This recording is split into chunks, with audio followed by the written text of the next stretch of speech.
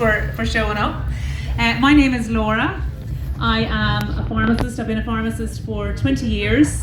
That's shocking to many of you because I look really young, but I have a face full of Botox.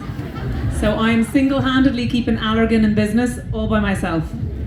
So as well as being a pharmacist, I also have an Instagram page, Fabulous Pharmacist, and I set that up because obviously I'm very modest, but actually it's because I think women have the capacity to be fabulous every day. But actually the reason why I set up Instagram was because as a pharmacist I was getting many queries, all the same queries every day, coming in and out of the pharmacy, people looking for the same answers, the same questions, and friends and family would have been the same. And one evening, about 7 years ago, I was sitting under my baby, I was breastfeeding him, and a message popped in from one of my friends, and I was used to getting messages from my friends, just asking me about various things. Now, she did not warn me what this message would be, okay? She sent me a picture of her husband's testicles, without warning. And she took the picture underneath him, okay? So she had got him to stand like this, legs spread. She was underneath him. He was looking down into the camera. So all I saw were his balls and then his face in the background. That is a sight you cannot unsee, okay? And we used to go for dinner with these people. I can't look that man in the eye anymore. Now, I am very partial to a nice pair of balls. I always have been. But like, you know, you need to warn me first. By the way, this isn't an open, you know, I'm not asking for ball pics now after we leave this show, but anyway, it was just jock itch that he had. He just needed jock itch is a fungal infection. It's lovely and moist and warm down there, you know, and it's thrush basically in men, and all he needed was an antifungal cream. She thought he had an STI and I was going to like out him,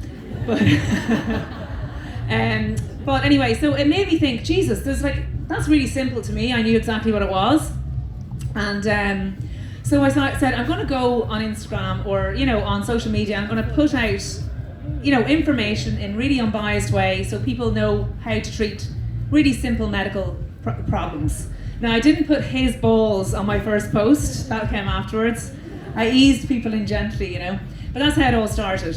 So as well as being a pharmacist, I'm a mum of 3 boys. And I always get gasps of envy when I say that. You know, my house is so quiet. It is. It's not full of screaming and shouting. There isn't holes in the walls, as you can imagine. 3 boys, 14, 12, and 10.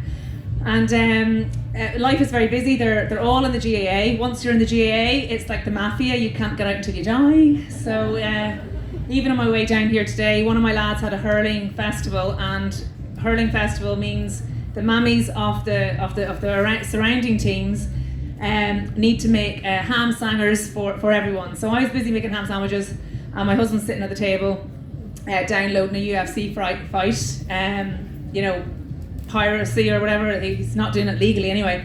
And I'm telling him that he needs to bring Frankie and pick up 2 friends and bring them to, you know, wherever they're going, my Marion or whatever. And he's yeah and me. And you know when the men are yeah and you, they're not listening, you know. Unless you're talking about sex or food, they just don't hear you. So anyway, I'm getting ready, getting into the shower, getting my hair done, and I come out of the shower and there are 6 missed calls on my phone, and my husband had taken my kid and picked up 2 other people's kids and dropped them to a random field, and they phoned me to sort it out. Didn't even phone him back. He'd sped off. So if I was to ask you, as women, how many hours a day we worry about other people's health? How many hours a day would you say that is? Worry about other people's health, wellness, financial issues, and not worry about ourselves. How many hours a day would you say that is? Anyone? 10, 20, some people say 24. So in actual fact, they did do a study, and women worry about other people, actually spend, like, methodically, other people, 3.5 hours a day. How many hours a day do you reckon men worry about other people? 3.5 seconds. About as long as a teenage first tryst, eh? So yes, so women spend an awful lot of time worrying about other people, and they put themselves way down the list. So I'm here today to tell you how to not do that, and how to embrace your health and mind your health, and how to look after your health. So as well as my kid, as you know, all these soccer and golf and, you know, GAA tournaments and everything, I have a notice board with basically like all the things they have to do all week, and I'm the one that fills that out. You know, the X child goes here with this person, and my husband just has to drop them to this place. And every time he says to me, "What time do I need to leave the house at?" It's all laid out for him, but he's still, you know, we have Google Maps, so we need to enable them to help us and our partners and our children to help us so we can all look after ourselves. So I have 5 main things that I think are really important for our health and wellness, okay? So the first one is to check yourself. The second one is diet. Then we have sleep. We have exercise. Actually, I put sleep before diet and exercise. And then we have orgasms. And that's what we're all here for today, aren't we? Woohoo! So we are going to speedily run through the other 4 and get to orgasms really quickly, okay? I brought my vulva with me today. So anyway, checking yourself, so very important. We often don't check ourselves enough. So if before you guys had come into WellFest today, right, there was a photo booth outside the main gate, and you were all told to take a picture of your vulva in that photo booth, right? And we stuck all of those vulva pictures up here today. Who here would be able to pick their vulva out in a lineup? Hands up. There's always one proud cow in the audience. Me! Come up here. But very few of us could. You know? If this room was full of men, do you think men would be able to pick their willy and balls out in a lineup? I'd say so. Always fiddling with them, playing with them, looking at them, loving them. But we're not encouraged to do that, are we, as women? No. And we should be. We're not told the proper names for our anatomy either. As little girls, we're taught vagina. So we're taught, this is where I bring her out. She's really beautiful. I'm actually in love with my vagina. This is her, okay? So she's in love, look, see over there? This is my vulva, okay? And she's very pretty, I'm very proud of her. So there's so much more to the vulva and the female anatomy than the vagina. The vagina is this hole here, okay? The love tunnel, amongst other things. But there's the clitoris, there's the clitoral hood. Now that clitoris is massive, isn't she? Even a blind man couldn't miss her. We'd all love a clitoris that big, wouldn't we, when we were teenagers? But there's so much more, but we are not taught this as young girls. We're not taught labia majora, labia minora, clitoris, vagina, vulva. All we're taught is vagina. Whereas with men, you never mix up willy and balls, do they? You know, never. And when little Johnny is sitting there in front of the Teletubbies and he's fiddling with his willy, it's like, oh, would you look at Johnny there doing willy copter? He does that all day long, isn't he so cute?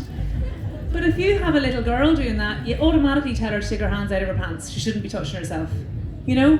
Whereas for all children, it's self-soothing, it's not masturbation. At that age, it's self-soothing and it's totally normal and natural.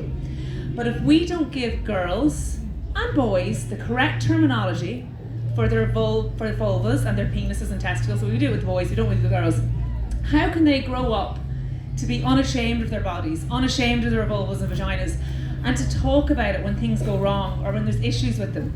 If we don't know what our vulvas and vaginas look like when they're normal, we don't know what they look like when they're abnormal. Okay, so, and we need to know that, and we need to give girls and boys the language to use this, so it's not like this weird or wondrous thing, it's just normal. It's just like your lungs or your arm or your fingers.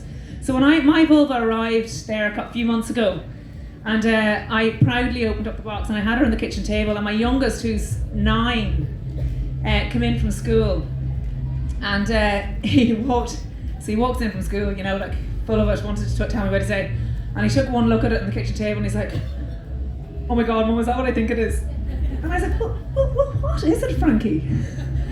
That's a vulva. What are you going to do with that? All my friends' moms follow you on Instagram. Like, are you going to be, you know, go? And all I thought was, I am so proud that he knows what a vulva looks like at his age. It's so very important. And actually, even like earlier in his life, when he was 7, we were at Christmas dinner with our family. So my mum and dad and my brothers and sisters, and everyone was around the table. And Frankie was telling a story about Ronaldo, who was apparently a famous footballer, and he scored a goal, and he did this like glory tumble roll. And my brother, his uncle, who was 30 at the time, said, "Oh, and did the whole crowd see his vagina, Frankie?" And Frankie goes, "Uncle Mark, it says vulva." Well, my dad was just about to put the turkey into his mouth. And my mum was like, "What the fuck is going on in this house?" But I was literally like, mic drop moment. I've done my job as a mother. I could die tomorrow and be happy because my son knows exactly what a vulva is and what a vagina is. He knows vulva's outside, vagina's inside. So, so very important. And it comes down to knowing this. So today, or even tomorrow, I want you to go to your local Deals store and buy the cheapest, nastiest looking mirror you can, the one with the magnifier in the back, you know, the one you squeeze your spots with. And I want you to go home and you tell everyone, sorry now, I haven't looked at my vulva ever, and I haven't appreciated her enough. So I'm going up to the bathroom, I'm going to spend a good hour in there looking at her and loving her, okay? And they're going to go, "What's a vulva?" And you're going to go, "I'll tell you all about it later. And I'll tell you just how pretty mine is." And the reason why I do these talks is because I see women coming into the pharmacy all the time, and they're misdiagnosing themselves with thrush, and it's not thrush. It could be, you know, symptoms of the menopause or the perimenopause, which can start as early as their late 30s for women. It can, if women are breastfeeding, they can get it as well. So I had a 70-year-old woman come into me there once, and she had serious vulval atrophy due to a decrease in hormonal levels, a decrease in estrogen levels. And it was very bad, and she bought 3 thrush creams in the space of a month. So I knew there was something up. I knew that the thrush cream wasn't working and that it wasn't thrush. So I said to her, "Can I take a little look at that?" So I brought her into the care room and I took a look at it, and it was serious maceration down there, and she needed vaginal estrogen and vulval estrogen. It's just a cream and a pessary. It would have required a trip to the doctor. And I said to her, "You need an estrogen cream, and it requires a prescription. You need to go to your doctor." And she said to me, "What would my doctor want? My doctor wouldn't want to see my 70-year-old vagina," right? Which I thought was really sad. But I said to her, "Well, first of all, it's not a fucking vagina, right? It's a vulva. Lesson number 1. And second of all, your doctor may not have it on his Tinder profile that he likes to look at 70-year-old vaginas, but I can damn assure you that he does, okay? It's his job to mind your vagina. Go forth, get your estrogen cream and come back to me and let me know how you get on." And she did it. Now this is a woman that hadn't had sex in 15 years, was sore to wipe, was continuously using thrush creams to soothe it, but it wasn't helping or working because it was just like putting any cream on their vagina or vulva. And she came back to me 3 weeks later and she was a changed woman. It was even so sore for her to sit down at certain times, okay? So those are the things that women have been putting up with for many, many years because they haven't been taught the correct words for their anatomy, and they've been taught that their vulvas, their vaginas, everything to do with their genitals is shameful. Same thing goes for pelvic floor health. So a lot of women, 1 in 3 women will have leaking issues. So they will leak. So it's urinary incontinence, there can be fecal incontinence as well. And we don't talk about it. A lot of women will wear dark clothing. If they're going out, they'll need to know exactly where the toilet is. When they go out, they may not get up and dance at weddings or any kind of disco, silent disco up there. Lots of women standing there looking sad because they couldn't dance. But actually, the reality is that they leak. And they don't talk about it because God forbid we talked about leaking because it's horrible to talk about. And you know, there's something shameful about the fact that you can't hold on to your bladder. But it's so very important that women and girls understand this and know this, and that the young women in this crowd actually know to go back and tell their mothers in case their mothers are suffering from it. But it so often just requires a simple trip to a women's health physio. A women's health physio will take a look at you, she'll do an internal in you, she'll tell you where you're weak, give you exercises, maybe advise you to use a TENS machine, definitely prescribe estrogen cream and an estrogen pessary, and send you off, and within a couple of months after you do your exercises, she'll bring you back, she'll do another internal, and she'll see if the exercise in that has helped. And a lot of the times that can help you. So if anything that you do today, as well as going and buying that mirror, is if you are suffering from leaking, you need to know that it's very common, but it's not something that needs to be put up with, okay? And I know that there are women in the audience, because women come up to me all the time after these talks and say, this is the first time anyone's actually said it out loud, and I've been, leaking for a long time. And it's not necessarily just older women, and not necessarily just women that have had vaginal deliveries. It's women of many ages, many different ages, and also women that have gone through menopause and didn't necessarily have babies, because our reducing estrogen levels cause a slackening in the pelvic floor, which can invariably then cause leaking issues. Okay? So a little bit about the breasts as well. So I know we have one person in the audience who knows exactly what our vulva looks like, but how many people know exactly what your breasts look like and how they feel on a monthly basis? Do we do a regular breast check or nipple check or little look? Can we get a little show of hands? Come on. Well, there's a good few of you, but there's a lot less of you that don't do it, isn't that right? And I would really encourage you to do it. And it's not just about feeling them, because feeling them is one thing, but it's looking at them. It's taking off the clothes, staring in the mirror, looking out for any dimples, looking out for any kind of abnormalities, because it's so very important that you get familiar with your bits, just like you get familiar with, you know, your hands. You know if you had a growth in your hand. Really important that you know if you have a growth in your breast, or if your breast looks a little bit different, if it's leaking, if there's a bit of pain, because the sooner you get something checked, the better an outcome you can have, okay? For anyone in the audience who is lucky enough to be having sex with different people, God, I envy you. Jesus Christ. 16 years married, swear to God. Anyway, yes, sorry, lost my train of thought there. Yeah. STI checks, really important, and there's nothing shameful about them. If you had a chest infection, you would go and get it checked out, wouldn't you? You'd go and you'd say, I have a chest infection, I have a bad cough, I'm coughing up phlegm, and therefore I need an antibiotic. But there's something shameful about going for irregular STI checks, because it means, God forbid, you're having loads of sex, which is so, I actually think it's great. If I was in one of those STI clinics, I'd be high-fiving people coming into me. But I can guarantee you, those doctors and nurses and techs that are in those clinics have seen it all before. Your GP has seen it all before. And I can understand why people don't want to go to their regular GP who knows their mammy, who knows their daddy, and you know, but they don't pass any heed. The deal is between you and the GP. But getting checked is so much better than not. Women can pick up chlamydia in their late teens, in their early 20s, or whenever they start having sex, and not experience any symptoms of it, okay?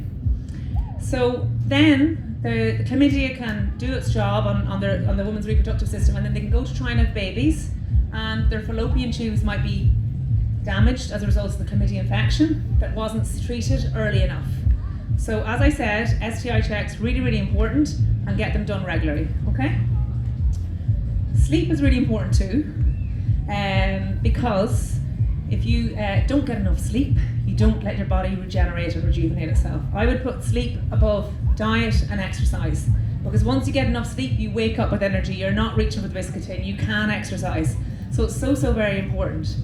There are lots of nice remedies that you can use to help with sleep, but actually what you can do just tonight even to help you with your sleep, really natural thing, jump into the bath, it warms your body up. Jump out of the bath, it cools it down. That releases natural melatonin in your brain. Melatonin is your natural sleep hormone, and that actually helps you to get to sleep. Now, Joe Rogan loves talking about saunas and the benefits of saunas, but who the hell has a sauna in their house? You'll get on just as well with a warm bath or shower. If you need something herbal to help you as well, there are products on the market. I make them myself. I'm in the tent up number 2 there. Fabu Relax is amazing. Check out the reviews, I know. But in actual fact, herbal remedies can really help. So ashwagandha, L-theanine, chamomile, melissa, magnesium is very good. Can really help with tiredness and fatigue, and B vitamins. There's also the antihistamine, drowsy antihistamines that are sold over the counter in pharmacies. They can help too, but on a very short-term basis. We're not supposed to use them long-term, because if our bodies get used to it, we can find it more difficult to get to sleep. And then we have our normal sedatives that are prescribed as well, and they're usually only prescribed on a very short-term basis. So all of those things can help you sleep as well. I'm not going to go through the out with you. We all know how to eat. We all know what we should be doing. Some of us do it sometimes, some of us do it not other times. Everything in moderation. I love a glass of wine, I love a bar of chocolate, but you know, everything in moderation. I can't say I ascribe to that sometimes, but you know, we all know what we're supposed to do, but I'm not a nutritionist, so I would say diet is very important, but I'm sure there's lots of other people that can talk to you about diet here. And then exercise, so very important. We're all here today, we've all exercised, we all know how good we feel when we exercise, releasing those endorphins. I'm much less of a bitch to live with when I do exercise, and I'm very good at leaving the house in an absolute tip and going for my exercise. So I will leave the kitchen in a state and tell my children I am not going to feed you unless this is cleaned. So I would really advise you all to do that. It's a really good way of getting them to work, because starvation really motivates men in particular. So they just don't eat, and then devices get taken off them and that as well. So I can often leave a messy kitchen, go for a run, I'll come back to you pristine because they know they get fed afterwards. Either that or they'll have the coca noodles on, the place will still be a tip. But anyway, that doesn't sound as good in a talk. So now it's the orgasm bit. Who wants to talk about orgasms? Is it a bit weird that I was just talking my case and then I talk about orgasms? Just realised I must change the order of my speech there. So, what do orgasms do for our health? Does anyone have any idea?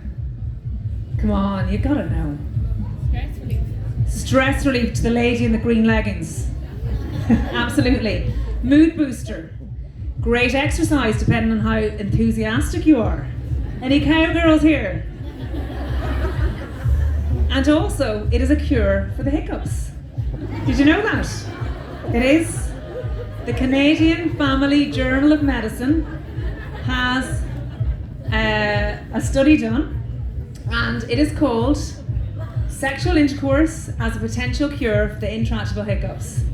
And this study came about because this doctor, who was very interested in hiccups that they couldn't get rid of, had a gentleman who came into him a number of times, and this man kept getting these intractable hiccups, be hiccuping all day long. And then one day he came into him and goes, "Doctor, I was with you yesterday, and after I was with you, I went home and made love to my wife. And the second I orgasmed, the hiccups stopped."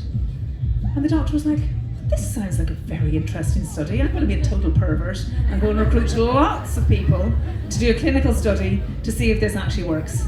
But anyway, it is out there in the ether for everyone to see, and I advise you, it's a really, really good point of conversation when you're having dinner with people.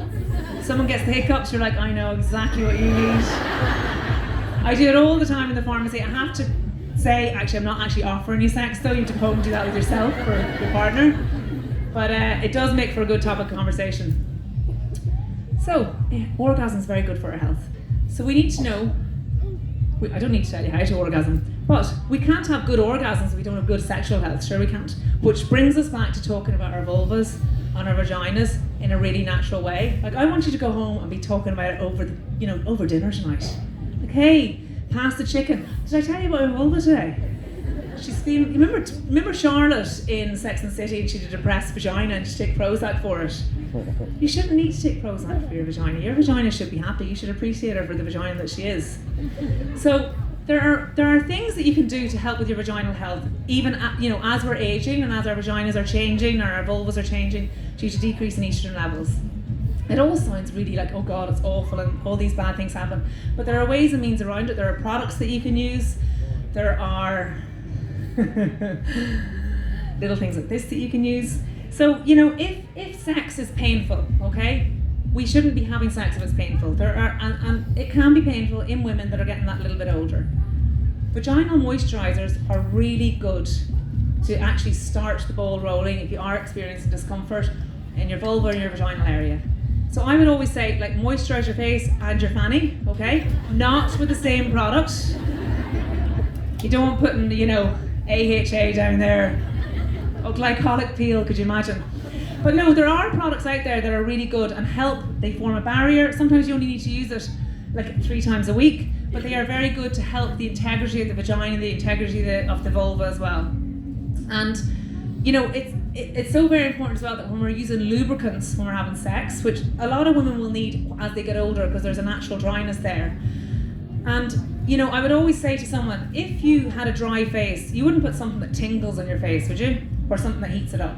So why the hell do we use those tingling, last longer, heat up your vag products down there for sex? It's just not natural. What we should be using is a good product that has organic ingredients in it, that's healthy and happy for a healthy and happy vagina. So I have no affiliation with this brand, but this one is very good and I always get asked about it. So it's a Yes brand. It's made by 2 women in the UK who were going through menopause themselves, and they wanted to come out with something that didn't have glycerin in it. A lot of the products that are out there, the Durex products and things like that, even the ones that say that they're natural, have glycerin in them. Glycerin actually is a sugar alcohol, and it sucks the the moisture out of their vagina rather than keeping it in. If you're young, you can probably get away with using it, but a lot of people would say, like, if they've been using lube, they can actually feel a little bit irritated afterwards, and it's not because he's been brilliant at the sack, it's actually because it's irritating you. So what I would suggest is be very, very mindful and careful of what you're using down there. As you're getting older as well, penetrative sex can be a little bit tricky or difficult sometimes, so you may need to revert back and just start using foreplay, and these little things are brilliant. Like, you know, they're very small, they can just be used for clitoral stimulation, and, well, you don't even need to be old to use these, you can be young as hell as well. But, you know, and if you're going for a bigger one, this one I would recommend. I haven't used it myself. But, you know, and the Yes range actually do this thing called slip and glide, or slide and glide, which is, they use an oil base on your partner, and water base on yourself, and you're like slipping and sliding and gliding. Again, haven't used it myself, couldn't possibly tell you how good it is. I can only hear of the reviews online. But so just all of those little things are so, so very important about minding yourself, minding your health. And just before we finish and I go to questions, the vaginal estrogen that I talk about is tiny, okay? This is an applicator, I know it looks really big, but it's like a tampon applicator. But the tablet inside it, you can't even see it, like it's teeny tiny, okay? And that goes up, and that actually helps to plump up the vagina, help the mucosa get all plump and undry again, and it can actually penetrate through the vagina into the urethra as well, and help with those kind of UTI symptoms that women can get as they get older too. So it's so, so very good. And, you know, very simple, you just go to the doctor, you can get a prescription for it, and even women with estrogen receptor positive breast cancer can use that. They can use the vulval creams as well. So always something to consider when you are experiencing discomfort down there. Don't let it get to the stage where you are miserable, or you can't have sex, or it's sore to wipe. Always preempt it. Use the moisturisers, use the lubes, they can be good fun, and go and consider using the vaginal estrogens and the vulval estrogens as well. And I was talking to you about the thrush thing, but also advocate for yourselves, ladies. It's so, so very important. Women for years, and I know there's been lots of women's health talks today. Women for years were told that things are in their head. Oh, this is in your head, this is in your head. Even as early as, a couple of years ago with the COVID vaccine when it came out, a lot of women were going online and saying, my menstrual cycle has been a bit messed up due to this. Did anyone experience that? Yeah.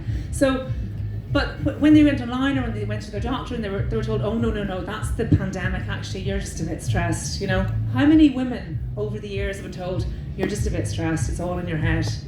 This harkens back to Greek times when actually the word uterus is derived from the Greek word for hysteria.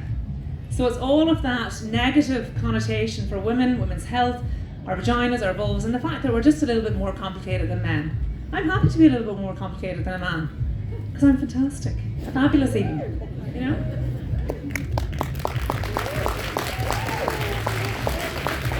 So advocate for yourselves. They subsequently said, so after all of this saying, no, the COVID vaccine couldn't have possibly given you change in the menstrual cycle, we asked, well, you know, how many clinical trials were done that actually tracked the menstrual cycle? Do you know how many clinical trials were done? None.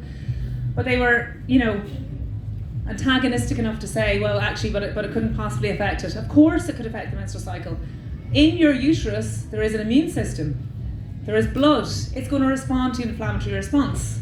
So of course some women's cycles may have been disrupted. Does anyone know how many vaccines ever did clinical trials on the menstruation and tracked the menstrual cycle? So only one for rubella. It was a study of about 20 women, and it was done many, many years ago. And it was just tracking to see the difference in the different times in the cycle. So, you know, it was only in 1994 that that pharma companies were actually forced to make women a part of clinical trials, because we're a little bit more complicated than men. Men have a circadian rhythm. So circadian rhythm is your night and day. You wake up full of energy, a little bit horny, you go to work, you go to the gym, you come home, you eat, you go to bed. Okay, you're tired, you go to bed. That's a man. A woman, we have that, but we also have our menstrual cycle and our infradian rhythm. And we're a little bit trickier. So people would have been doing clinical trials and they would have thought, God, you know, is this side effect attributed to her hormones? God forbid. Or the actual drug. And as a result, women were excluded from clinical trials for many, many years. To the point that actually drug trials were done on men, given to women, and women had heart attacks because they weren't tested properly on them. So that drug was pulled clearly. But it was only in 1994 that it was forced that women were part of clinical trials. So unless we advocate for ourselves, unless we shout and scream, unless we say, actually it's not in my head, my menstrual cycle has been disrupted, my vagina is dry, give me something for it, I am menstrual, I am hormonal, I want something to help me, we're not going to get anywhere. And we need to keep pushing and pushing and pushing and asking questions. And if we have a doctor, and there's many wonderful doctors out there, but if we have a doctor that isn't listening to us, or we don't think we're getting the answers for, it's a free market. We can go and try another doctor. And what I would say is women are great at talking to each other and telling each other things. So you can find a doctor that your girlfriend found really good, or another girlfriend found really good, or you can go online and check forums and see who's the menopause specialist here, who's the women's health specialist here.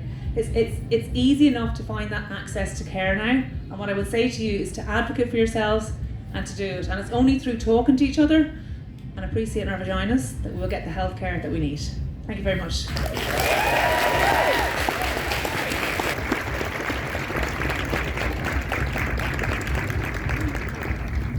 Does anyone have any questions? Nothing can embarrass me. You all want to know where I got my dildos from, don't you?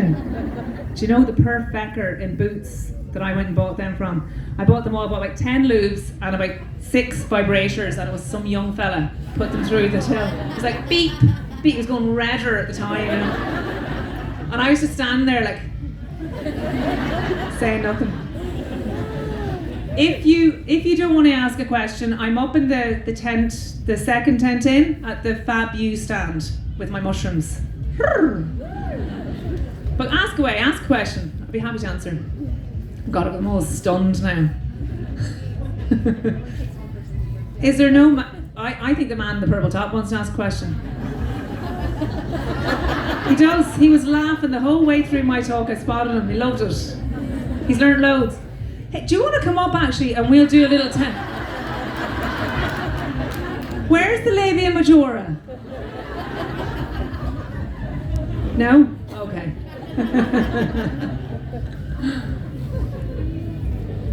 Oh, look! Oh, there's someone! Red top.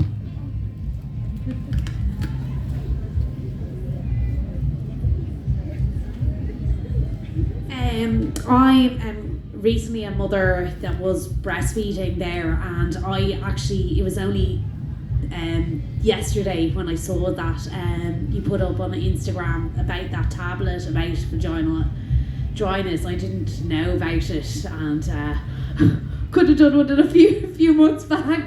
I know. Yeah. It's crazy, isn't it? And we're not told these things. And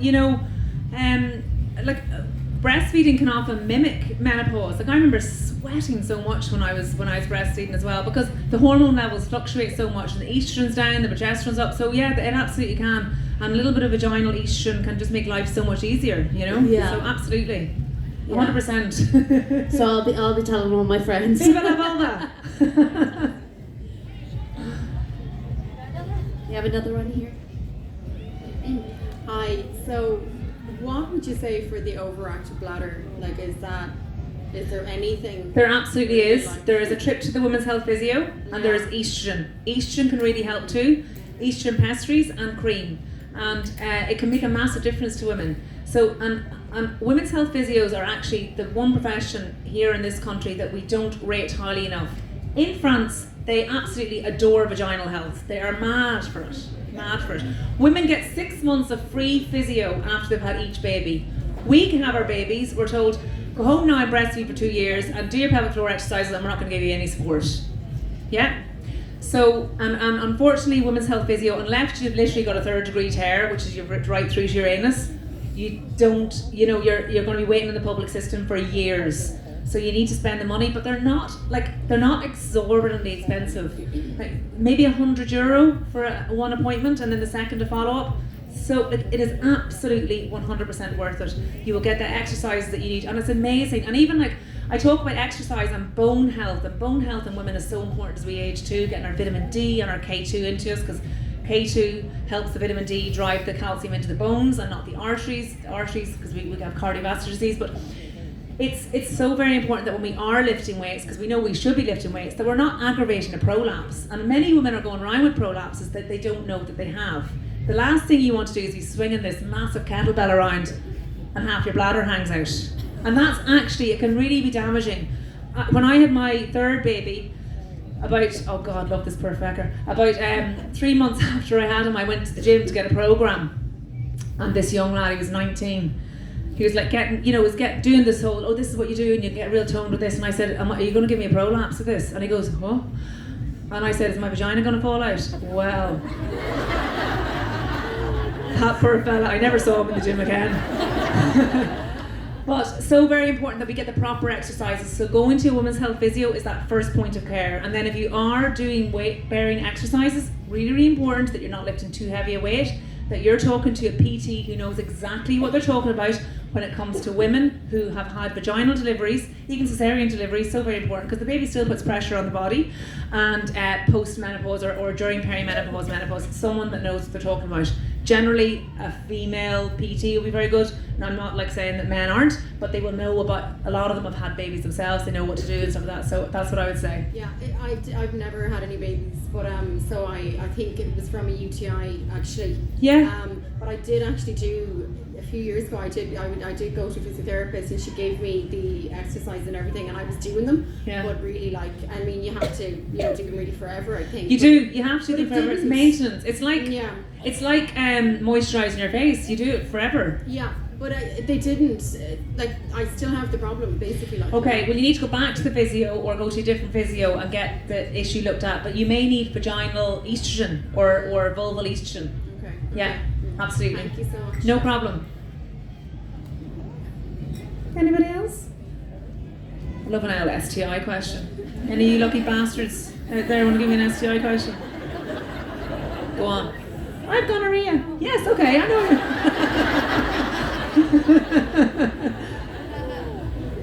Everyone dissipates. Guys, you can't catch it from breathing over someone, alright? If you're really doing the business. Hello. Hi. Do you need to get checked for STIs if you are in a long-term relationship and neither of you are sleeping with other people? No. So No. there's nothing else that could be No. there, or No, you don't. Absolutely not. No, not if both, if you're in a monogamous relationship. But if you're not in a monogamous relationship or someone has, slept with someone else, then it's definitely advisable for both parties to get checked out. And again, there's nothing embarrassing. And actually, just to be really clear as well, HPV can often lie dormant. So I've had messages from people saying, oh my God, I've recently been diagnosed with HPV, and like I've been going out with my boyfriend or with my husband for years, and like, does that mean they've had an affair or something? And it doesn't necessarily mean that. You could have had it from years ago. It lies dormant and it can come up. Now, other STIs aren't like that. So if someone's telling you, oh yeah, I had chlamydia, it must be lying dormant, and that's not the case. Do not believe that bullshit, right? HPV is different. Yeah. And get your cervical smears, but we all know that now. I'm also, I said that already. I was like, I'm also up at the tent.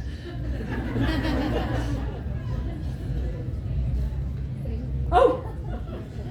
Sorry, I might as well ask. I just thought, apart from the smear test, what the cervical smear you mentioned, is there any other thing that we should be doing, and how regular for the smear? So the smear is regular as they are saying that you need to go and get them done. So it's, I think it's every 3 years when you're before the age of 35, and then after that it's every 5, depending on whether or not. So now the smear is different. They test for HPV first, and then they'll bring you back in if you have it. If you don't have HPV, they won't do anything about it. Yeah. So the smears, definitely you need to all get them done. Yeah. So very important. And then what I will say to you is, if you're getting recurring thrush, get it checked out. It could be VV, it could be a number of things. So just make sure that you're not just kind of keep treating thrush and it's not going away, because it's just itchy, it's irritating. You also pass thrush back and forth to your partner. They have no symptoms, of course they don't. Unless you're in a homosexual relationship, obviously you can both get it. But so just to let you know that, yeah. So it's the smear test, but then also checking yourself is so important. As I've said, if you don't know what you look like normally, you won't know what you look like abnormal. Yeah, and are they're obviously the main two tests and things. Yeah, and the breast check then, once they start calling you for breast checks post age of 50 is very important, but you can still have breast cancer from at a young age, like unluckily you can. So any kind of changes in your boobies, get them seen to. Yeah, and there's no other test you should be, get done or something like. No, it's not necessary. If you're eating well, sleeping, and exercising, and otherwise living a healthy enough life and happy, isn't it? Being happy that's really important too. Mental health. Yeah, of course, You're good. Lovely, brilliant. Thank you so much. No problem. It's not really a question per se, it's kind of there's stigma attached to the STI. HSE have free tests now online, so you can actually order one of them and they can send it straight to I think you should come up and do my talk with me. Because that was something I wrote down in my notes, but I didn't refer to my notes at all. So absolutely, you can get the STI checks sent out to your house, and you can do them, and it's all really, it's all really confidential. So absolutely, that's another way of getting them done.